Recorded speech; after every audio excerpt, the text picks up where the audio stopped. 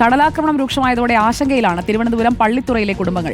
ഏതു നിമിഷവും കടലെടുക്കാവുന്ന നിലയിലാണ് അവിടുത്തെ വീടുകൾ. കടലാക്രമണം തടയാൻ നടപടിയുണ്ടാകണം എന്ന് അവർ ആവർത്തിച്ച് ആവശ്യപ്പെടുകയാണ്.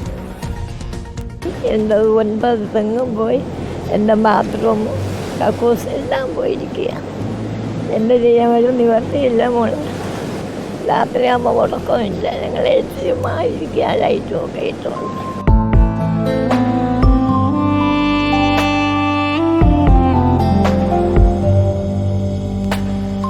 തീരത്തെ കണ്ണീരാണിത്. ഏതു നിമിഷവും കടലെടുത്തേക്കാവുന്ന വീട്ടിൽ ഉറക്കമില്ലാതെ പേടിച്ചു കഴിയുകയാണിവർ. കരയിൽ പാതിയും കടലെടുത്തു. ഇനി 1 മീറ്റർ മാറിയാൽ വീട് തന്നെ കടലെടുക്കും. നിലംപതിച്ച തെങ്ങുകൾക്കിപ്പുറം തിരയിൽ ഊർന്നു പോകുന്ന ജീവിതം കാണാം.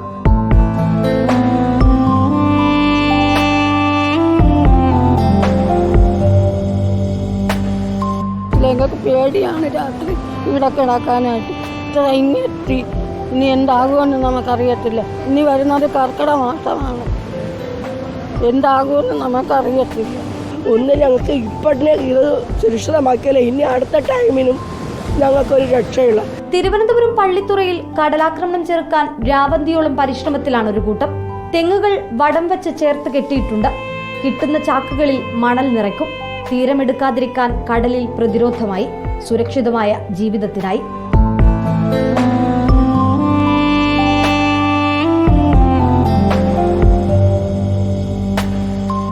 ഇന്നലെയും ഇന്നും കൂടെ ആയിട്ടൊരു 10, 40, 50 പിള്ളേരുടെ കഠിനാധ്വാനമാണ് ഈ കാണുന്നത്.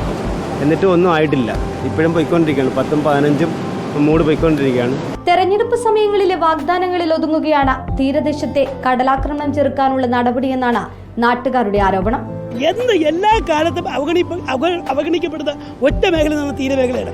ഞങ്ങൾക്ക് ചാക്ക് കിട്ടിയാൽ മതി, ഞങ്ങൾ ബാക്കിയുള്ളത് ചെയ്തുകൊള്ളാം. ഈ ചാക്ക് എന്ന് പറയുന്നത് കൊല്ലത്ത് നിന്ന് ഒരു 50 ചാക്ക് കൊണ്ടുവന്നതാണ്. ശാശ്വതമായ പരിഹാരം വേണമെന്ന് നാട്ടുകാർ പറയുന്നു. ഇനി അതിന് കഴിയില്ലെങ്കിൽ മണൽ നിറക്കാൻ സംവിധാനം ഒരുക്കണമെന്നാണ് ആവശ്യം. പണം കൊടുത്ത് ചാക്ക് വാങ്ങിയാണ് മണൽ നിറക്കൽ. വറുതിക്കിടയിൽ ഇതുകൂടിയായതോടെ പ്രതിസന്ധിയിലാണിവർ. ഇടപെടൽ വേണമെന്ന് മാത്രമാണ് ആവശ്യം.